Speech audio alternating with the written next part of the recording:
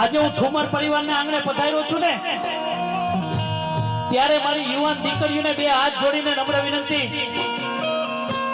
જેટલી પણ યુવાન બહેનો બેઠી છે ને એને બે હાથ જોડીને નમ્ર વિનંતી કે તમારા બાપની ઇજ્જત જાળવે તો બેનો તમારા હાથની વાત છે,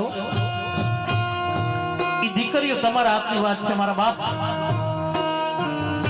હારી હારી ગાડીઓ જોઈને, હારા હારા મોબાઈલ જોઈને, હારા હારા કપડા જોઈને બેનું મોહી ન જાતી હો,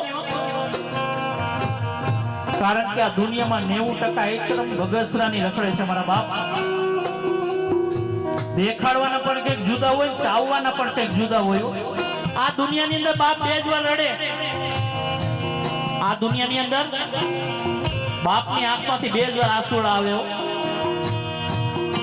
એક દીકરો તર છોડી દે ને કે પપ્પા તમે મારા ભેગા નહીં, તેથી બાપ આ દુનિયાથી હારી જતો હોય મારા બાપ।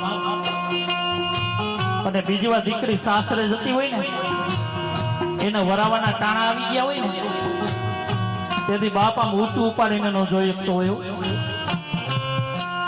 કારણ કે એની દીકરીની વિદાય ન કરતો હોય, પોતાના કાળજા કેરા કટકાની વિદાય કરતો હોય મારા બાપ।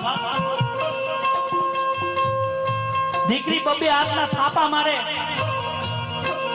કે પપ્પા આજથી મારે આ તમારી મિલકતમાં મારો કોઈ હક નહીં મારા બાપ। આ ત્યાગની મૂર્તિ છે।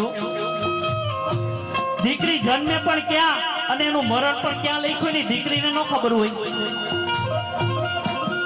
કોણ કહે છે દીકરી સાપનો ભારો છે? કોણ કહે છે દીકરી સાપનો ભારો છે? અરે સાહેબ અમે તો એમ કે દીકરી છે ને એ તો તુલસીનો ક્યારો છે। દીકરી જે ઘરમાં રમતી છે ને અમારા ઠાકોરજીને રમવા આવવાનું મન થાય। એ બિચારી હજી વિદાયના ટાણા ન થયા હોય તેના બાપ ઉપર એનો હક ઉભો થઈ ઉઠી જતો હોય। એના બાપને મળવું હોય તો સામે વાળાને પૂછતી હું મારા પપ્પાને મળવા જાઉં,